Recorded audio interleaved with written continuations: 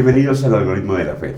Este es un espacio no de debate, sino de conversación, de deliberación, para entender cuáles son las relaciones entre la política, la religión y las instituciones en las que México está conformado.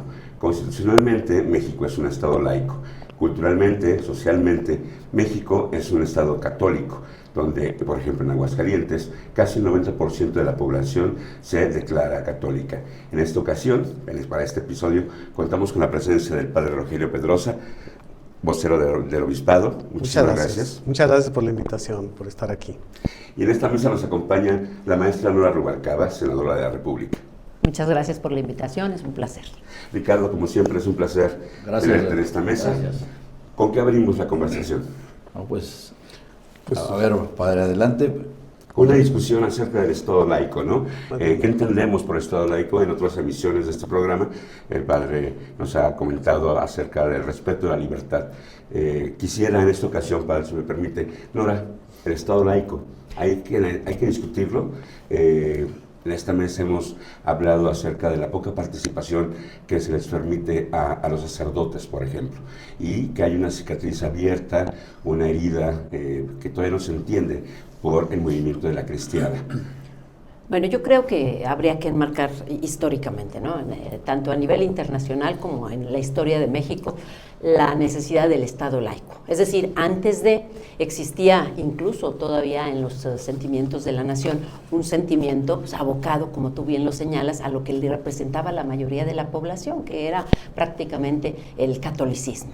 Sin embargo, viene el Estado laico justamente para respetar la diversidad, la pluralidad de voces de la fe, el cristianismo y bueno, tantos otros, y a nivel internacional así se reconoce. Entonces creo que eso es el Estado laico, una respuesta finalmente plasmada en el 24 para que quede establecida la libertad de cultos, el respeto a todas ellas. Padre, antes de dar la palabra, qué bueno que menciona los sentimientos de la nación.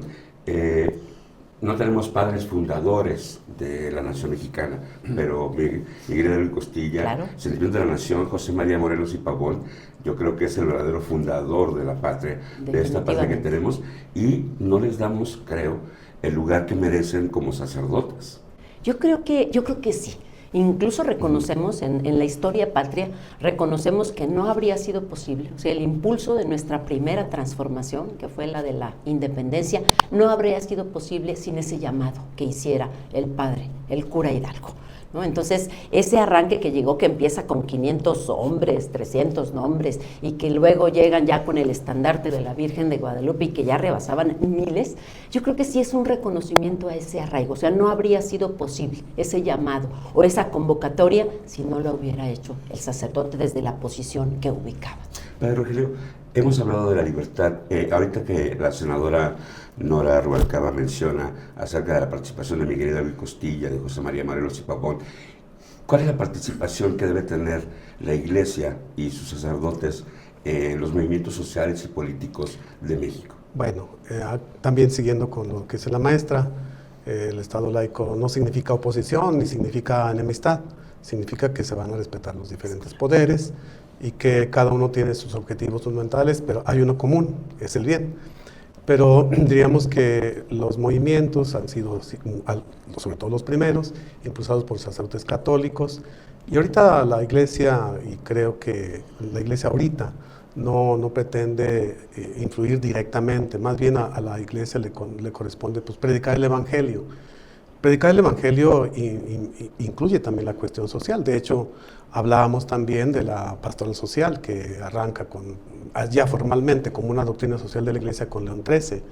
Eso no significa que se inmiscuyan en movimientos, digamos, de partidos, sino que más bien respetando cada quien su ámbito, la Iglesia puede participar como pues en la conciencia, educando, yo creo, la conciencia, pero solamente basándose en el Evangelio y en el magisterio de la Iglesia, que tenemos esos dos fundamentos, doctrina del Evangelio y también el magisterio de la Iglesia. Ricardo.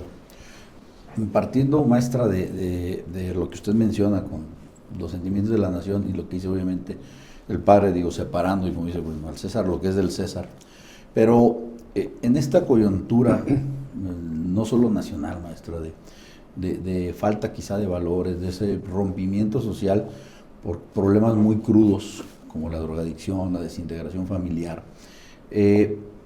No es momento ahora que viene, por ejemplo, una reforma electoral, plantear también ciertos espacios o repensar al menos, no para que la iglesia o los pastores o los creyentes, como decía Edilberto, el 90% por ejemplo de la población de Aguascalientes nos declaramos o se declaran creyentes.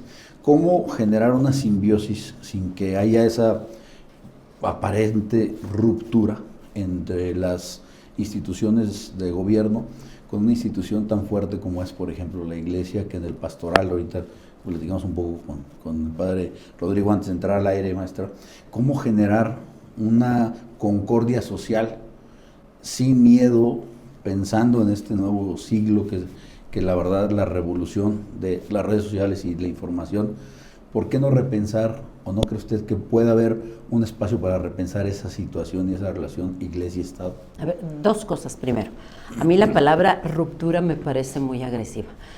Yo le llamaría separación, ¿no? La separación de la iglesia y del Estado. Que tiene su historia, bueno, no nos vamos a referir a ella, pero le llamaría separación. Y segundo, respecto de la reforma que se hizo, por ejemplo, en tiempos de Salinas de Gortari, en cuando se le permite ya una mayor participación en el ámbito político, o al menos se establecen ciertos lineamientos. Si usted desea participar en política, igual que cualquier otro servidor público, se separa y decide participar en política. Esa me parece que fue una de las muy polémicas, pero finalmente ahí está ya esa posibilidad en la Constitución.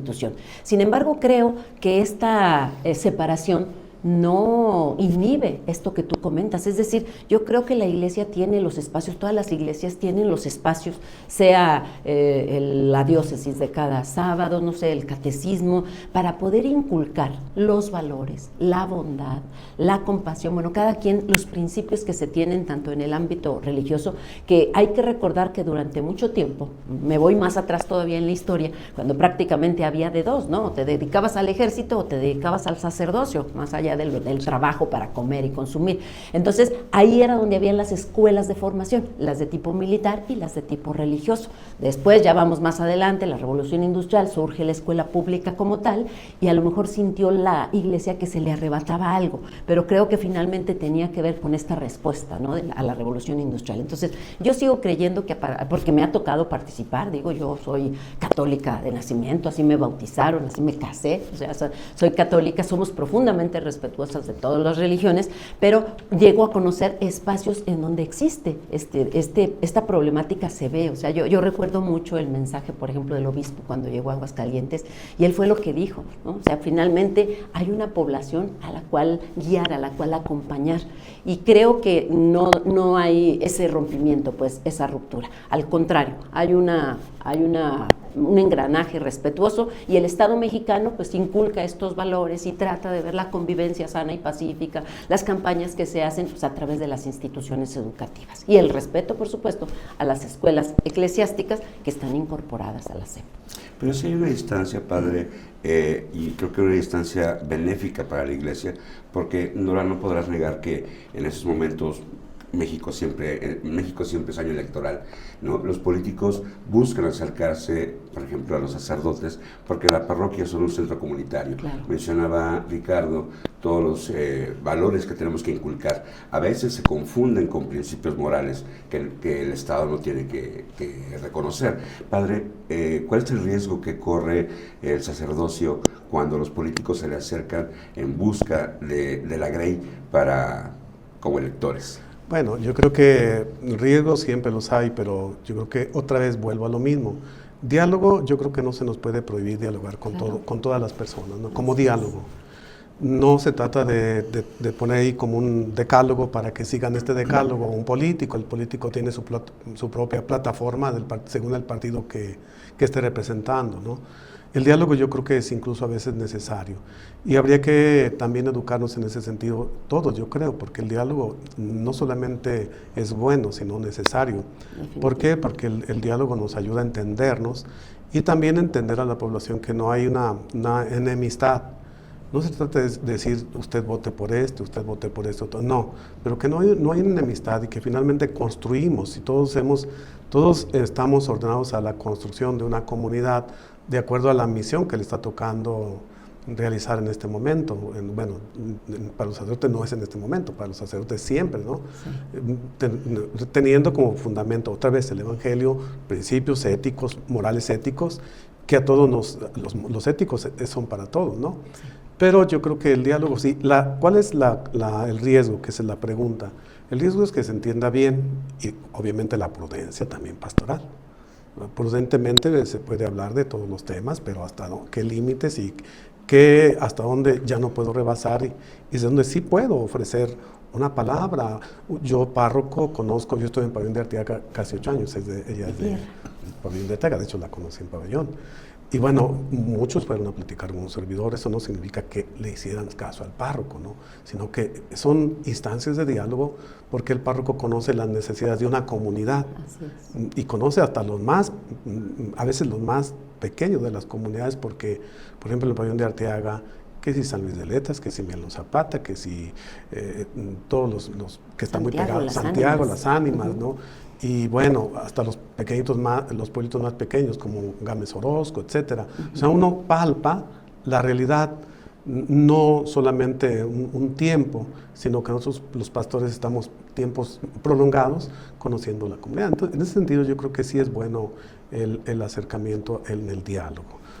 Y para no dejar también la pregunta y para no dejarlo en el aire, ahorita que hablaba usted me acordaba de lo que era el papel del maestro y del padre en las comunidades más apartadas, ¿no? O sea, prácticamente éramos los que más allá de la jornada o de lo que teníamos que hacer, le dedicábamos el tiempo y el conocimiento y sobre todo el servicio a la comunidad.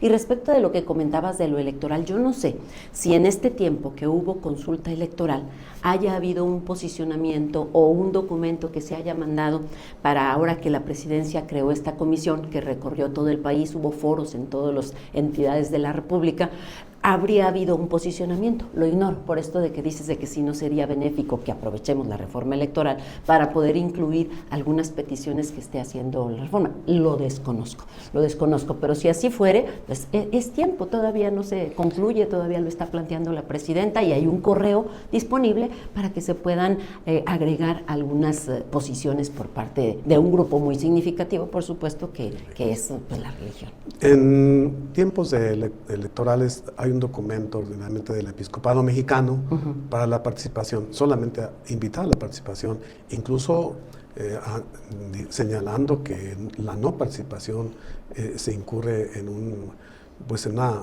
ruptura de lo moral, o sea que tenemos el deber de participar. Y eso sí se hace, se promueve la participación desde la Iglesia. Repito, no para que se vote en tal o cual dirección, sino más bien participación de todos, que esa es la democracia.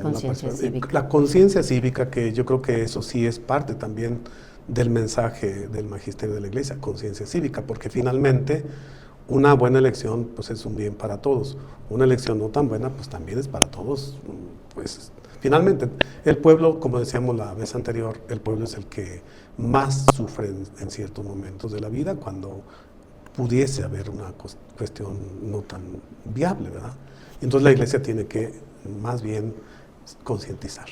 No hemos sido un poco hipócritas como sociedad, maestra Nora, porque justo en ese momento no tendría por qué haber un pronunciamiento por parte de la Iglesia Católica para pedir que se permita la participación política como cualquier ciudadano a los sacerdotes, si reconocemos nosotros, los que estamos del otro lado, ¿por qué no pueden participar? Además, en unos tiempos en que ministros de otras iglesias están participando abiertamente, pero lo que se señala históricamente es a los católicos. Bueno, antes de que la maestra responda, disculpe que me... Adelante. Nosotros en nuestros documentos de por sí ya se habla de la participación amplia, no de partido. Por ejemplo, yo como sacerdote, no solamente porque se prohíba, diríamos, desde la ley, que este ministro de culto pueda ser candidato, también lo establecen los documentos de la Iglesia. O sea, no es solamente parte del Estado que, digamos, que no le permita, sino más bien también ya desde los documentos de la Iglesia, por ejemplo, el documento de Puebla, de allá de 1979, que fue la primera visita del Papa Juan Pablo II a México. De ahí sigue la Conferencia del Episcopado Latinoamericano y se da en Puebla. Y hay un documento, así se llama, Documentos de Puebla, y en ese documento habla de la participación política en sentido amplio de la Iglesia, pero en sentido estricto, ya de un partido, no. Entonces ya de por sí, en ese punto digamos que está... La Iglesia no lo pide, pero nosotros deberíamos exigirlo. Sí, ¿no? por eso preguntaba yo de esta participación o de esta postura, porque finalmente pues hoy por hoy tenemos leyes establecidas y decía yo, esta reforma que se hace con Salinas de Gortari tenía que ver con eso. Sí participen y les ponía el candado, ¿no? La regla, renunciar, creo eran 6 meses, igual que los demás funcionarios públicos, al hábito, ¿no? Que se tenía. Entonces, creo que al igual que otros, ¿no? O sea, y no me refiero solo a religiones, sino a otros personajes que pueden influir, pues se les pide que primero renuncien a aquello para luego poder participar. Entonces, en ese sentido, no me parece hipocresía, sino más bien, pues están tasados todos iguales, ¿no? Que no hay tal diferenciación, desde mi punto de vista. ¿Te imaginas la formación de un partido católico mexicano? ¿Qué ocurriría en este momento? Pues no me lo imagino, porque ya dijo el padre que no hay tal. No, pero imagínate, no formado por ministros de culto, pero ¿qué pasaría? Pero alguien que dijera... Hay alguno, no voy a decir, colores que yo creo que la Iglesia como... no les permitiría que se asumieran como católicos para un fin político, creo, pero estarían en todo su derecho. Y finalmente aquí en México no por la misma Constitución, y bueno, en otros países de hecho sí hay, pero también por las plataformas que ya de por sí tienen por la normatividad en sus propias constituciones. Pero, por ejemplo, en Alemania no es Estado laico como tal, sino le llaman secular. Y es un poquito más flexible, por ejemplo, que el Estado laico que tiene sus orígenes en Francia. Entonces es diferente, ¿no? Que al final, maestra, como usted decía, a ver, no es una ruptura, pero no es tiempo también, un poco quizás no hipócrita la sociedad, pero en general que podamos dialogar las leyes y bueno, y muchas de las instituciones que están diseñadas, pues parece que para este siglo, para estos momentos, ya no pueden ser tan funcionales para el día a día y para la vida real de muchos mexicanos, ciudadanos. Ahorita lo que mencionaba, por ejemplo, el padre, ¿no? Cada vez tenemos más intercambio con otros países. Ahorita mismo, bueno, pues ya ve el tema que tenemos ya de Sudamérica, donde todos estamos unos a favor, otros en contra, otros con diferentes aristas. Pero hacia donde voy, maestra, no es momento también de que desde el Estado, que es quizá una obligación de quien gobierna, generar esos diálogos y hablar sin miedo, sin tabús, sin estigmatizar. Ahorita que me mencionaba, bueno, son 100 años del movimiento cristero, que aquí en Aguascalientes particularmente fue un área muy relevante ese tema. No es momento de generar diálogos, maestra. Hace poco un compañero suyo por ahí, desafortunadamente creo, que aventó una iniciativa que pues ni la presidenta ni nadie estuvo de acuerdo. Y a veces, padre, ahí es donde veo el tema de la pedagogía que platicábamos. ¿No considera, maestra, importante que usted, que es una maestra hecha y derecha y formada, o sea, pedagógicamente, podamos generar un diálogo sin descalificarnos, sin polarizarnos, donde nos escuchemos y nos encontremos como sociedad, más allá de partidos, más allá de iglesias, sino como mexicanos? Desde mi punto de vista, si tú me lo preguntas a mí, yo creo que tenemos mucho tiempo haciendo eso. Vamos, te pongo un ejemplo. A mí me tocó en la secundaria técnica 1, cuando expulsaban a los alumnos por no hacer honores a la bandera, ¿sí? Porque hay una religión que dice: yo no le rindo culto a nadie más que a Dios, ¿no? Y los expulsaban. Entonces, tenía que haber una concientización en toda la sociedad, no solamente en el magisterio, padres de familia, sino en todos, de que son libres. O sea, finalmente nosotros fomentamos el amor cívico, pero si hay alguien que por su religión no le permite hacer los honores a la bandera, no puedes expulsarlo, no le puedes negar el derecho a la educación. Yo creo que desde la Secretaría de Gobernación, a menos que se nos diga lo contrario, existen estos diálogos, existe ese respeto. Existe esa canalización de gestión, de lo que se pida, lo que se solicite. Por eso también preguntaba si ahora, con motivo de la reforma electoral, había habido una inquietud. Si no la hubo, pero de todos modos está por parte no solamente de sacerdotes, sino también de la Grey, por ejemplo, pues estaría a discusión. Pero desde mi punto de vista, hoy por hoy hay apertura, hay diálogo. Si a lo mejor se quiere que haya más, si se quiere que esas reglas cambien, habría que ponerlo en el debate. Y respecto de la iniciativa que presentó en la Cámara de Diputados nuestro compañero, yo debo decir, no la conozco, lo que supe fue la nota, lo que se dio, la nota, y por eso cuando a mí me preguntan que quieren limitar, de ninguna manera. Nosotros somos garantistas. Nosotros, tengo también una formación de derecho que me hace respetar la Constitución y siempre hacer que prevalezca la Constitución, el derecho nacional, el derecho internacional. Y en ese sentido, nadie puede limitar en ningún espacio, y menos en redes, la libertad de expresión de nadie y la postura de nadie. Y yo creo que las sociedades son dinámicas. Cuando nace el Estado laico es un punto histórico diferente al que estamos en este momento. Ahora es muy complicado, muy complejo, y hay mucha pluralidad, hay mucho pluralismo. Entonces, esos mismos términos ya no se pueden plantear como se plantearon en su momento, cuando surgen, si ahorita que siempre se tiene que revisar. Y eso es de todo, ¿no? Revisar siempre, porque a la hora de la hora las sociedades van cambiando. Lo que se veía como algo estrictamente necesario, ahora se ve una participación como más, digamos, igualitaria, o debe ser igualitaria, ¿no? Finalmente todos somos ciudadanos, ¿no? Y con el derecho de todo ciudadano. Si se pretendiera coartar la libertad de expresión, la libertad de culto, se retrocedería, yo creo. Se retrocede.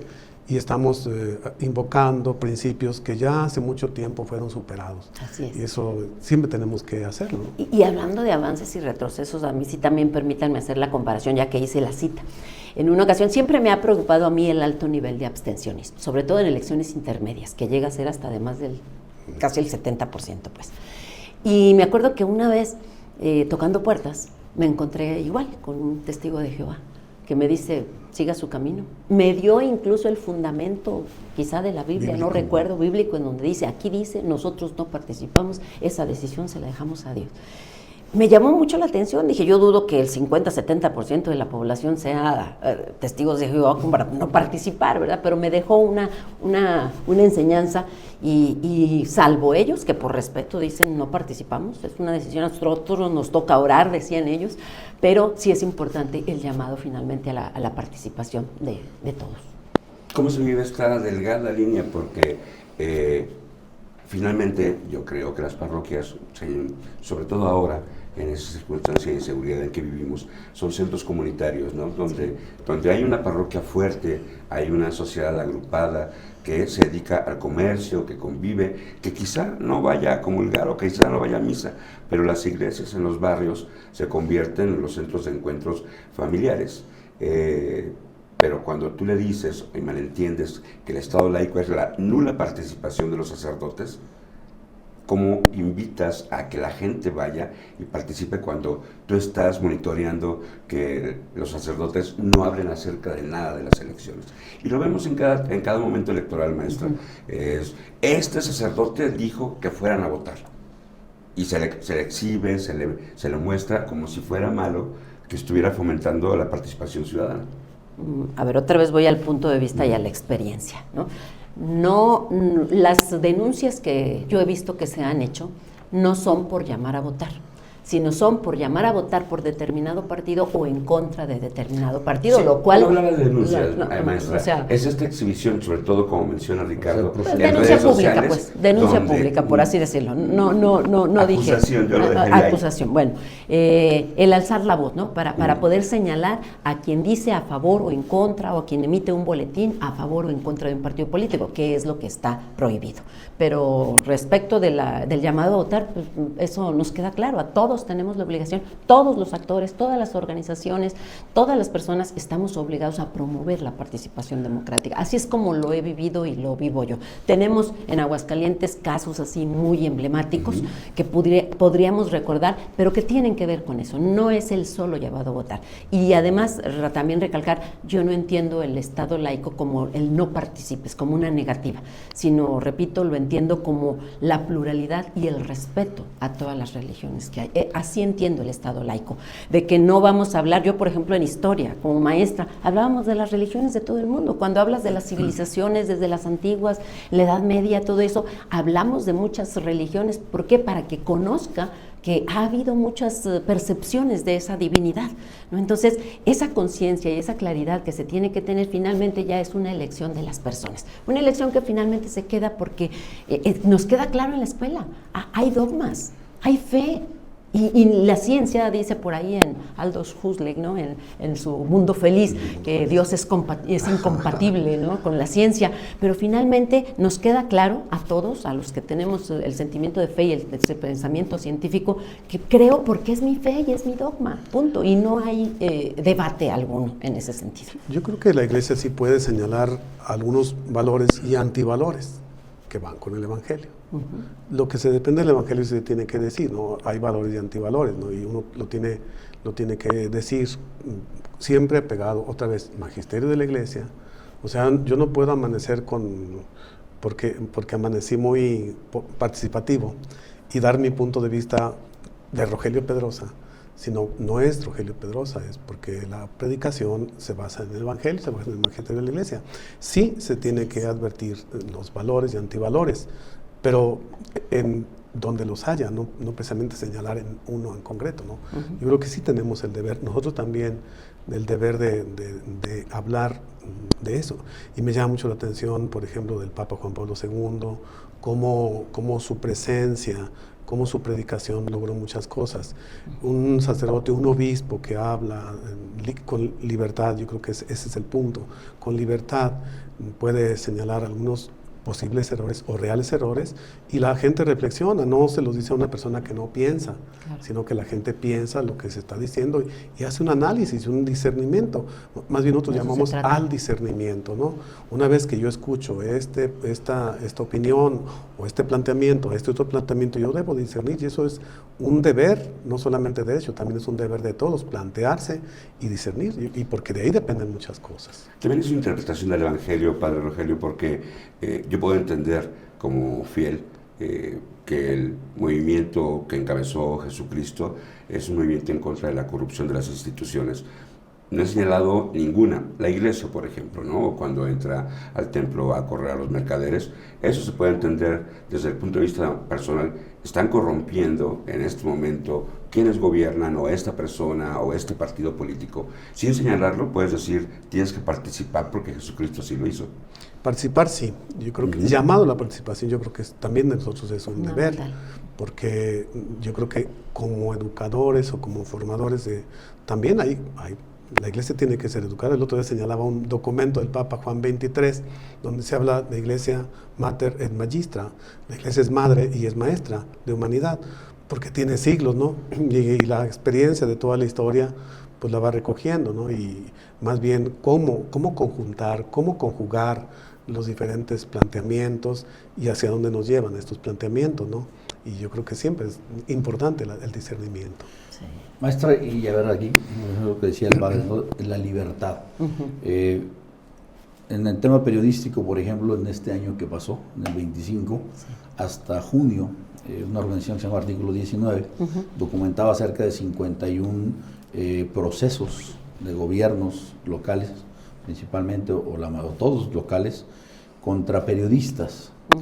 ¿Qué opina usted? Y en esa libertad, o sea, lo que dice el padre, más allá de que sea iglesia o no, yo le decía, bueno, ¿cómo generar ese diálogo y cómo bajarnos quizá de esa campaña permanente o proselitismo permanente en el que hemos estado inmersos cada vez más y cada vez más, donde el ruido, porque a veces es ruido, porque solo queremos generar más likes sin esa reflexión, sin esa plática que nos lleve a un lugar común? Yo creo que todos queremos el bien de México, el bien de nuestras familias.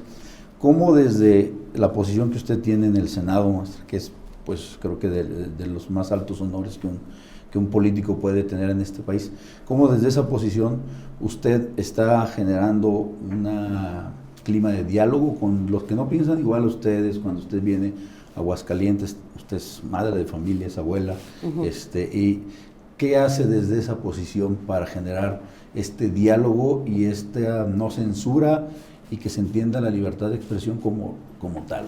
Bueno, la primera, pues la palabra conmueve, pero el ejemplo arrastra. Y quienes nos dedicamos a la política no podemos tener la piel sensible.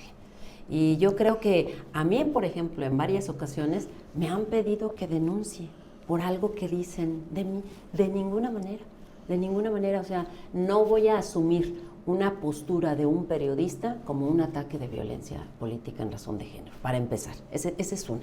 La segunda, el exhorto.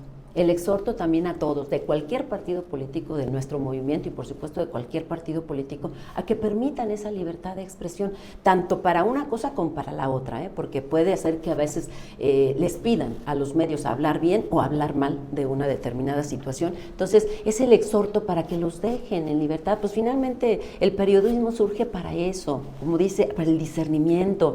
Pues déjame a mí investigar y tratar de llegar a la verdad y exponerlo. Finalmente la última palabra la tienes tú, pero nunca considerar como un ataque personal, porque no es a la persona, o sea, no considerarlo como tal, y yo creo que así es como podemos avanzar. A mí, bueno, yo considero lamentable cuando algún gobernante, ¿no?, algún representante va y presenta una denuncia contra un periodista por alguna razón, ¿no? Bueno, o sea, claro que se puede hacer, es una defensa. La maestra ¿no? Nora es de Pabellón, y hay un pueblo que yo lo admiro mucho por su visión de libertad, Pabellón de Arteaga. Será porque nació en 1928 y nació con esos principios de libertad. Uno de maestros. Seguramente por eso, porque quizá pueda haber movimientos, como siempre en todos los movimientos hay diferentes formas de pensar, aunque sea, digamos, en la misma plataforma, pero ya finalmente en particular, ¿no? La maestra es de Pabellón de Arteaga, pues yo creo que tiene que hacer honor a su pueblo, que es un pueblo de libertad. Sucursal del cielo, ombligo del universo, bueno, tierra de hombres. Un poquito en broma, pero bueno, sí, yo sí viví la forma de libertad en este pueblo, ¿no? Yo creo que también eso tiene mucho que ver. Por ejemplo, eso lo dije de broma, pero ahora planteo otra cosa. Yo he notado que en Aguascalientes esta relación entre gobernantes, entre sacerdotes, me parece ahorita me parece sana, porque no todas las relaciones son tóxicas, ¿no? Y me ha parecido hace mucho tiempo. Bueno, yo no tengo noción de que ha habido conflictos grandes, ¿no? Yo creo que hemos aprendido aquí, al menos en Aguascalientes, a convivir. De hecho, en otros estados hasta se pueden decir, ¿cómo que en Aguascalientes hay esto? ¿Cómo que el presidente municipal está ahí cuando se terminó la romería, por ejemplo? Bueno, pues es una cultura de Aguascalientes. Es una cultura con sus orígenes, con sus raíces, y es una cultura, pues, básicamente cristiana, ¿no? Cultura cristiana. No estamos diciendo que ahorita todos los políticos sean cristianos, pero sí hay una cultura cristiana, y eso también es muy importante a la hora de un diálogo. Claro. Antes de pasar a los riesgos de esta relación, que es de lo que se trata esta mesa, como entendemos el Estado laico y lo que nosotros vemos como una necesaria colaboración entre las iglesias y la Iglesia Católica y la política para propagar los valores, no principios morales, sino los valores necesarios para recomponer el tejido social. Quiero retomar lo que señaló Ricardo acerca del ataque de las autoridades hacia los periodistas, porque también artículo 19 señala o estudia, pone ejemplos con defensores de derechos humanos. Y en la Iglesia Católica vemos muchísimos defensores de derechos humanos que por estar cerca de la comunidad se convierten en interlocutores inmediatos. Y en últimas fechas el crimen organizado ha atacado a estos sacerdotes, ¿no? Y creo, es mi percepción, que el Estado en este momento, históricamente, les ha negado esta interlocución a los sacerdotes con el crimen organizado y que los ha dejado un poco solos en el campo. No se ha aprovechado esta liga que tiene el crimen organizado, en donde acude a los sacerdotes, y creo que el Estado no ha aprovechado esos puentes de comunicación entre la comunidad y el crimen organizado. Bueno, pues la situación que expones es lamentable, quizá no nueva, porque todos recordamos aquella declaración que hiciese el obispo Ramón Godínez, ¿recuerdas, no? Cuando se le acusaba de recibir narcolimosnas, que dijo, bueno, entrando a la iglesia se purifican. Entonces decíamos, pues no hay que ver de dónde vienen, o sea, hay que tener ese cuidado, ¿no?, que se deba tener. Lo que tú expones es lamentable, porque definitivamente nos habla de cómo ha penetrado el crimen organizado. O sea, hay comunidades que les aclaman, precisamente porque les apoyan, porque les entregan, les dan, les ayudan y los aclaman. Bueno, pues recordemos nada más cuando salieron a defender al hijo del Chapito en Sinaloa, ¿no? En las pero calles. hay comunidades, maestra, en las que asesinan, en Michoacán, donde se asesinan a los sacerdotes. Sí, ¿no? hay de todo. Hay los dos extremos. A Por eso te ese digo. me refería, porque es donde yo creo que... Pero hablabas de interlocución. ¿Te refieres a una interlocución del gobierno, la iglesia, la comunidad y el crimen ha organizado? ocurrido el caso de los zapatistas. Quizá se trate, no sé si, a ver...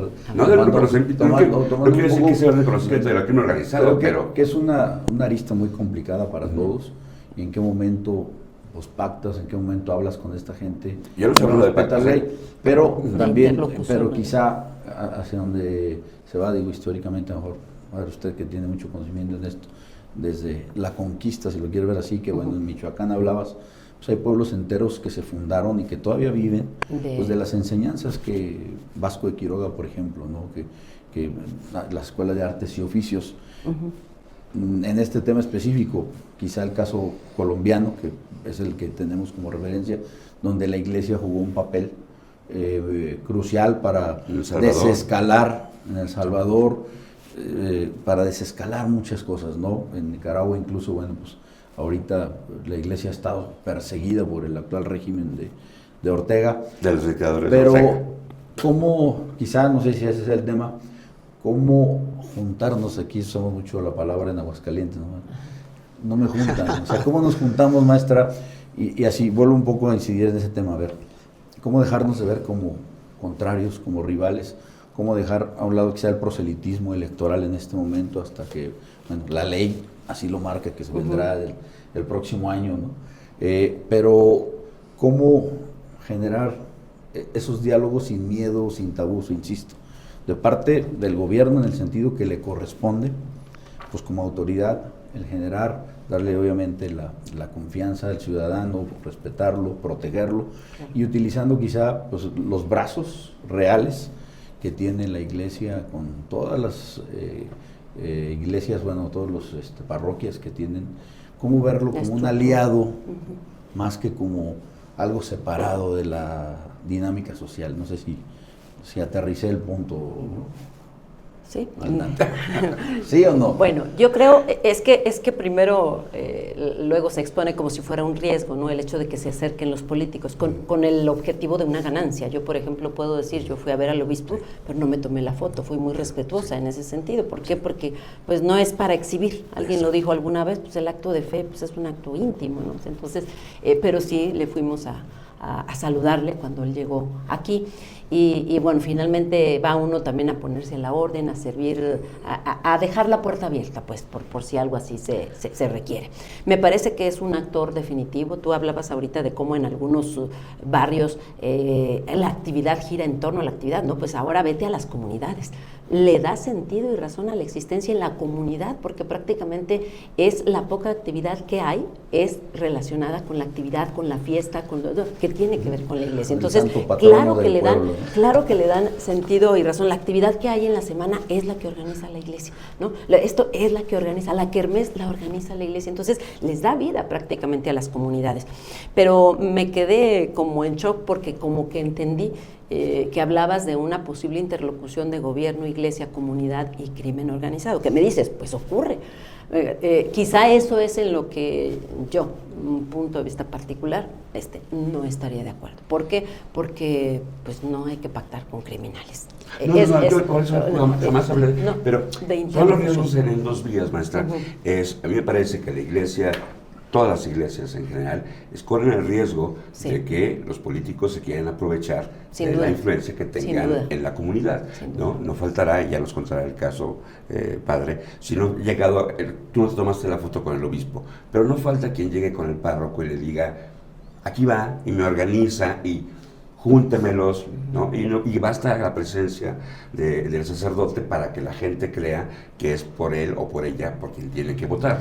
Pero lo que sí es que, por ejemplo, en Michoacán, en Chiapas, tenemos muchísimos ejemplos de sacerdotes a los que los criminales buscan y que tienen contacto con la comunidad, acuden, ¿no? Digo que en que a mí me parece un mal entendimiento del Estado laico, el Estado, el gobierno, no está aprovechando a estos hombres que están siendo o que pueden ser interlocutores ya para entendí. reconocer el diagnóstico, Ya. para hacerlo. Ya entendí. O sea, buscar esa interlocución antes de que llegue por otro lado, ¿no? Mira, yo creo que en relación a lo que comentas, todas las veces que he tenido el acercamiento, salvo cuando he ido, por alguna razón, alguna vez, por ejemplo, también fui con nuestro anterior obispo a regalarle un libro, me acuerdo que le fui a regalar el libro de Andrés Manuel y me dijo, muy bien, siéntese aquí, y luego él agarró el catecismo y me dijo, y tenga, y se lo terminamos de leer y luego los comentamos, ¿no? Entonces, pero se ha buscado eso, pero también ellos lo buscan, porque yo recuerdo que he estado en diálogos, en pláticas, en debates incluso, respecto de ciertos temas que ellos mismos nos han convocado.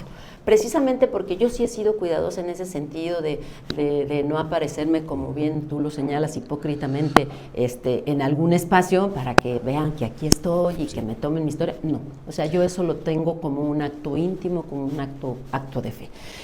Pero sí, definitivamente con las iglesias, con la iglesia y con todos los actores que tienen una influencia en la comunidad, habría que buscar ese acercamiento, habría que trabajar de manera conjunta. Y vuelvo a insistir en el mensaje del obispo de aquella primera vez en donde hablaba de eso y decía, voy a buscar a todos porque es responsabilidad de toda la sociedad de Aguascalientes que hoy le encomendaban. Quiero regresar un poquito a lo que se dijo hace ratito porque creo que debe entender mejor un poquito el planteamiento. Hace poquito hablaban de no principios morales, da la impresión de que eso es religioso. Bueno, cambiemos la cuestión, principios éticos. Eso sí tiene que fortalecer mucho el Estado.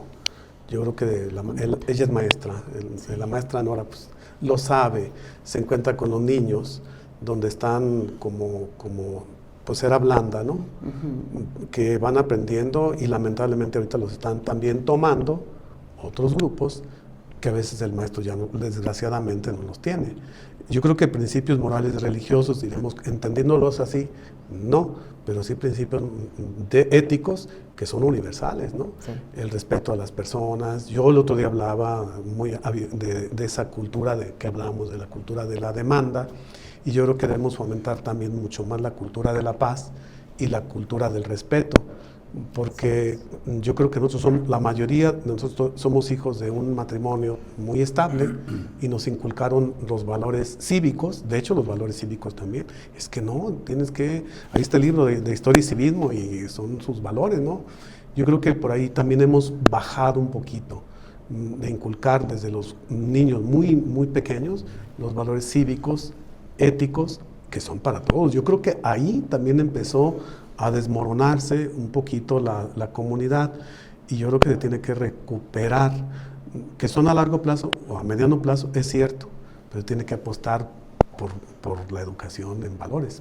Claro, que tiene mucho que ver, si me lo permites, con el eje de la estrategia de seguridad. Sabemos que a nivel nacional, y yo creo que en cualquier entidad federativa preguntas, y su principal problemática es la inseguridad. Entonces, esta estrategia nacional de seguridad que tiene como principal eje la atención a las causas, tiene que ver con esto. Tiene que ver con el hecho de atender por supuesto desde el hogar, pero la responsabilidad del Estado está sobre todo en las instituciones educativas, ¿no? Y no ve, maestra, ver justo en esto, en tema de las libertades individuales por encima de las colectivas, en el sentido del progresismo extremo, donde quizá todas estas situaciones también de seguridad que están diagnosticadas, donde la familia, aunque hay que llamarle de alguna forma, pues tradicional o como la conocemos, ¿no? Uh-huh. Que no necesariamente era, o sea, el papá y la mamá, sino que estaba la abuela, el tío, o sea, éramos un núcleo donde hasta los vecinos de alguna manera nos sentíamos parte de esa familia y teníamos la potestad de cuidar al niño, de hasta regañarlo de alguna manera. Usted como maestra, pues creo que antes de alguna manera había una autoridad que se le daba al maestro totalmente. Y hoy, dentro de estos pues progresos también que se tienen que ir haciendo, la violencia contra la mujer, intrafamiliar, ¿no considera que también se nos desmoronó de alguna manera ese núcleo familiar, ese núcleo social, por todas estas demandas, por todas estas... cuando el joven crece, pues de repente tarda en encontrar su camino, ¿no?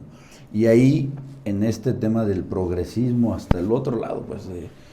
¿No considera usted que en esta estrategia de seguridad cabe el fomentar nuevamente un clima familiar, para no hablar de algún tipo de modelo de familia, pero esa despolitización que... Fomentar la fe.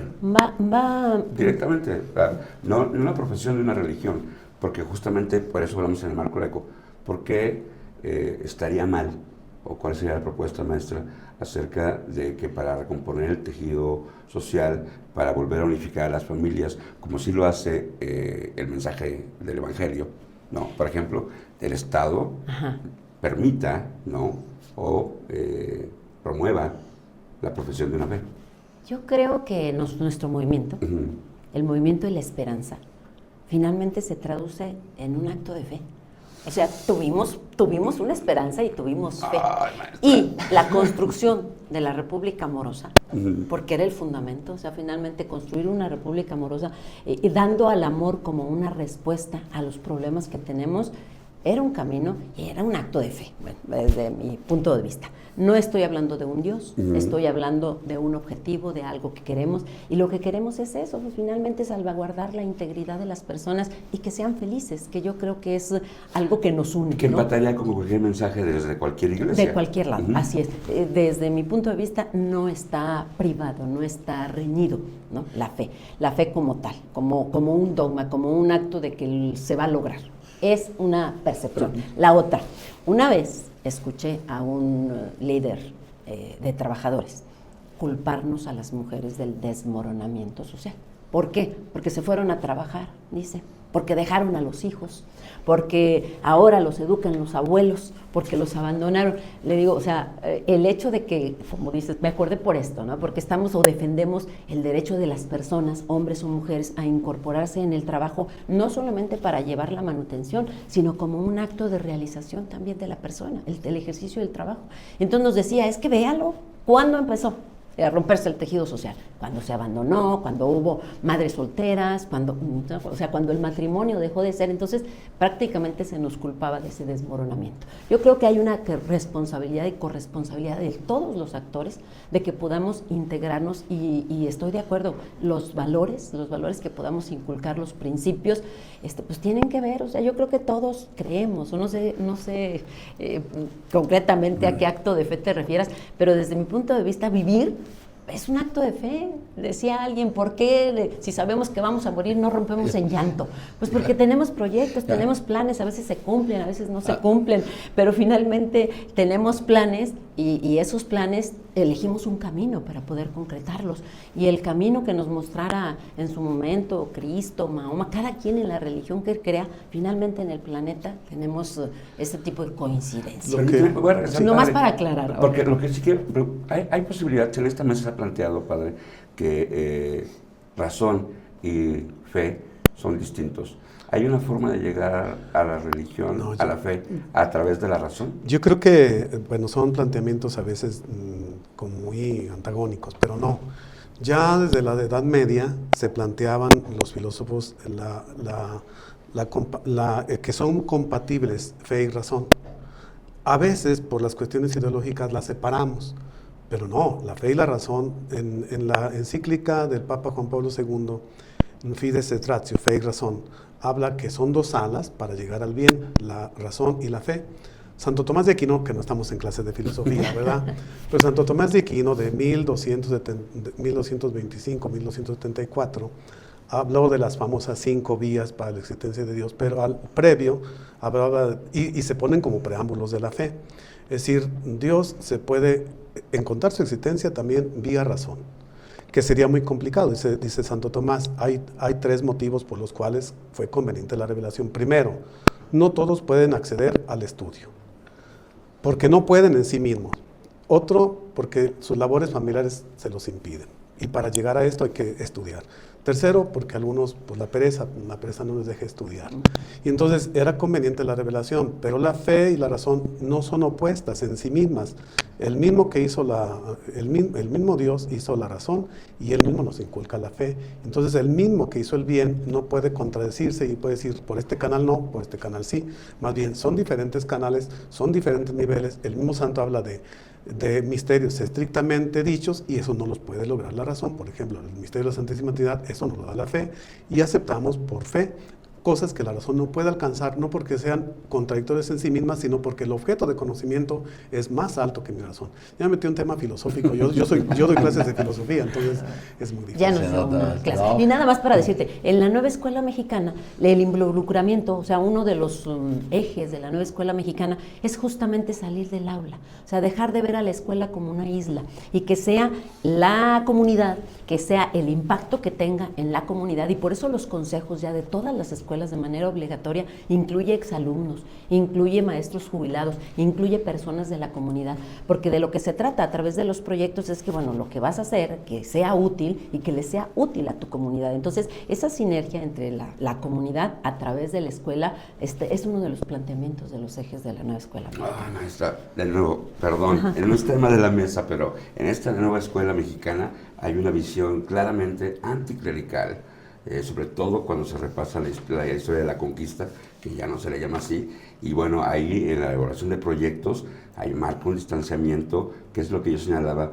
Si no hay posibilidad de que en esos nuevos tiempos, yo creo, por ejemplo, que en el marco del Estado laico, la Iglesia Católica ha aceptado perder debates en nombre de este Estado laico, como el de la defensa de la vida desde la concepción, ¿no? La Iglesia tiene todo el derecho a llamar a defender la vida desde la concepción, pero eso no significa que sea una presión política, ¿no? Ustedes tienen que legislar, y Aguascalientes es un caso vergonzoso de lo que ha ocurrido en ese tema, pero se nos estamos excediendo un poquito de tiempo. Quisiera cerrar, hay posibilidad apenas de... empezar lo bueno. No es cierto, seguimos, me quedé con mi clase, damos. me llevo mi clase. No, le continuamos en el siguiente capítulo, pero hay posibilidad, a los dos les pregunto, de una fe sin poder y de un poder democrático sin laicidad en México ahora. ¿Cómo tiene que darse esta nueva relación de la Iglesia y la política? Bueno, yo creo que la relación ha persistido, está latente, ahí está, y vuelvo a insistir, si hay algunas modificaciones que hacer en la misma, pues que provenga de estos sectores, que provenga de Pero eso. desde Es su que movimiento, desde mi maestra. punto de vista y desde nuestro movimiento tenemos, como te lo he dicho, las leyes que ahí están. Somos respetuosos del marco legal que hoy por hoy existe. Entonces, hoy por hoy se permite esa libertad de culto, pero eso no quiere decir que no exista relación, sino todo lo contrario, que exista relación con todas ellas, y las más importantes. Entonces, la propuesta para poderla fortalecer, como tú le llamas fortalecerla, pues que surja, ¿no? Precisamente Maestra, de ella. y a ver, yo le quiero cerrar y aterrizar un poquito Sí. lo que le iba. En esta hiperpolitización, que bueno, lo presume incluso así el padre fundador de su movimiento, de la 4T, que logró, creo que a veces para bien, porque justo como decía el padre, pues nos obliga o nos dan ganas de participar en las elecciones, y eso creo que es bueno para todos. En esta hiperpolarización también que genera esa politización, y en esta disputa que parece entre conservadores y progresistas, no quizá liberales, sino progresistas, no cabe un punto medio, maestra. ¿No ve usted un punto medio donde quizá, como dice Aldán, la Iglesia, bueno, tiene sus, pues son dogmas como tales, en la defensa de la vida quizá? ¿Cómo encaja una política como usted, liberal, militante de la Cuarta Transformación, en esta vida de ese 90% de aguascalentenses que se dicen católicos? ¿No ve usted una forma de llegar a un punto medio donde no necesariamente, si no estoy acá o no estoy acá, soy enemigo? No hay forma de que lleguemos a un punto medio donde se haga la defensa de la vida, donde no se persiga a las mujeres. ¿Cómo ve usted desde el Senado legislar para aterrizar en esos mecanismos, yo insisto, de diálogo, de donde también no se atropellen pues a veces creencias, donde no se atropellen también a mujeres? ¿Cómo ve usted esa forma de poder entendernos en Aguascalientes? Bueno, primero me defino dentro de ese 90%, repito, porque soy católica. Sin embargo, también tengo una formación, efectivamente, y esa formación tiene que ver quizá con mi formación en estudio de Derecho. Y soy respetuosa también de esas leyes y de esos tratados y de esas conquistas a las que han llevado las mujeres. Y aquí es donde no me puedo permitir ser hipócrita. Yo fui, antes de ser candidata a la gubernatura en el año 2010, fui quien presentó la despenalización del aborto, ¿sí? En ese tiempo, fíjate, la legitimación de las sociedades de convivencia. Hoy ya se está hablando hasta de matrimonio, pero bueno, de sociedades de convivencia porque era lo que permeaba, se permitía en aquel tiempo. Entonces ahí es donde no podemos tener dobleces, ¿no? Que eso riñe quizá con la fe católica, seguramente riñe, pero no riñe, por ejemplo, con los postulados, los debates, como tú dices, a lo mejor se ha perdido el debate, pero es un debate internacional. Un debate que ya en Aguascalientes ni siquiera debería estar puesto a debate, es mi punto de vista. Todo servidor público, gobernante, protesta, lo primero que hace es protestar, cumplir y hacer cumplir la Constitución y las leyes que de ella emanan. Entonces, por eso no me siento en ese conflicto quizá. Me siento más bien del lado empático de las mujeres que han perdido la vida, porque de todos modos es prácticamente asegurar que existe una realidad y tratar de protegerla. ¿Cómo trato de conciliar o de llegar? Bueno, pues más educación sexual. Usted no lo quiere, bueno, pues no llegar a ese punto, no lo haga, ¿no? O sea, que sea la educación, y como ya en otros planteamientos podemos coincidir o no coincidir, pero más que ruptura o más que acciones hipócritas, yo creo que es definiciones, es mi punto de vista al respecto.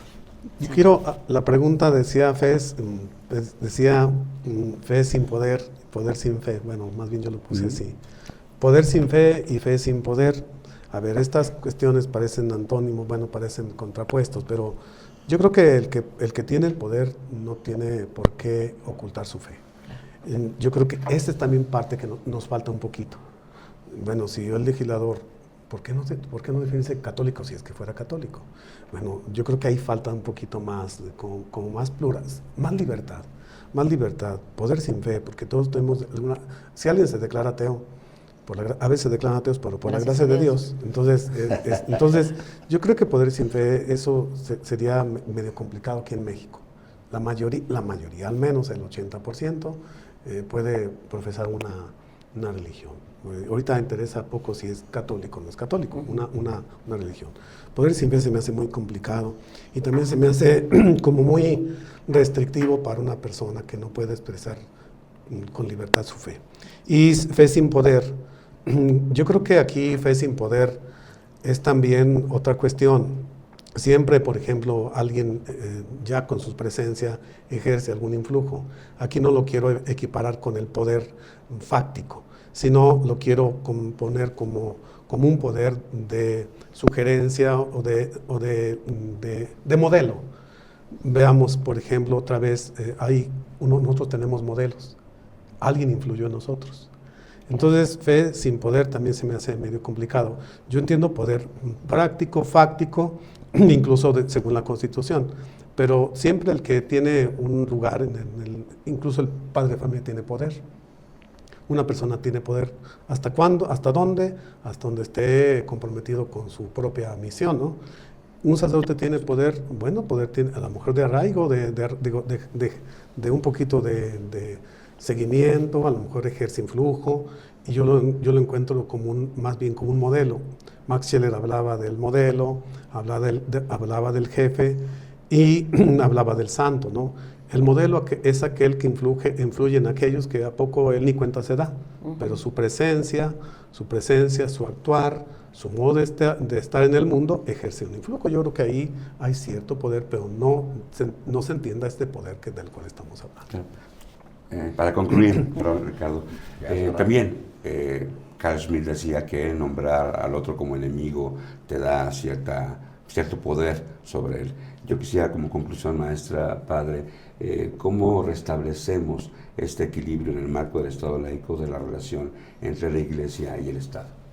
Pues a través del diálogo, creo yo que debe ser a través del diálogo, a través del consenso, a través de la escucha. Creo que es el mejor puente, ¿no?, para la reconstrucción. No vernos como enemigos, porque no somos enemigos. No vernos como de mundos diferentes, porque al final de cuentas, cito otra vez la frase de Terencio, soy humano y nada de lo humano me es ajeno. Entonces yo creo que más bien se ha malentendido. Yo creo que ese es el punto, no en todos, pero algunos han entendido mal lo que es Estado laico. Y entendiéndolo bien, yo creo que debe haber objetivos, cada quien en su ámbito, en su campo, pero finalmente la maestra hablaba de sinergia, y eso nos salva mucho, de sinergia, ¿no? Sin sin decir yo soy de Pedro, yo soy de Apolo, yo soy de Pablo. Yo creo que todos buscamos el bien común.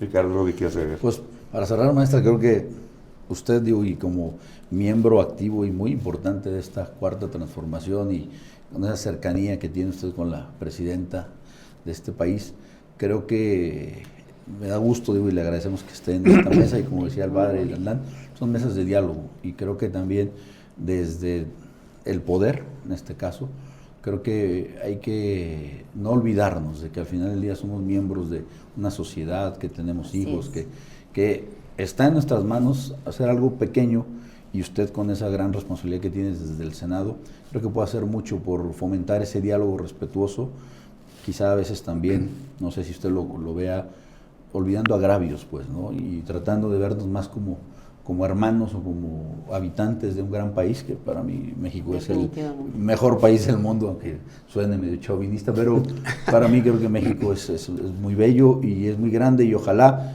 pues desde donde usted está y donde el futuro y su futuro le depare, pues pueda servirnos para que tengamos un mejor estado. ¿Me permiten una palabrita? Sí, claro, Mire, yo solamente quisiera, hace ahorita hablábamos de la familia, pero y no se puede regresar el tiempo, ni la gran maquinaria de la historia y muchas cosas, pero sí podemos modificar un poquito la travesía en este mundo. Se hablaba de la familia, ya no se pueden quedar muchas mujeres en casa por las circunstancias económicas, por la realización misma de la propia persona, pero sí se puede fomentar en diferentes momentos para que se les dé tiempo a la familia. Pienso, por ejemplo, en fechas que son fundamentales para México. Pienso en las fiestas patrias, en las fiestas de la Revolución, en las fiestas religiosas. Pienso en el 12 de diciembre, que es prácticamente a nivel nacional todavía un referente. Y por la industria, por las nuevas formas de trabajo, no se respetan esas fechas que para mí serían como un pequeño oasis para las familias que se pudieran reunir, pero ahora es muy complicado. Eso sí pudiese más o menos desde la legislación. ¿Por qué el 12 de diciembre no establecerlo como un lugar, un día de descanso? Por ejemplo, asueto, ¿no? Un día de asueto.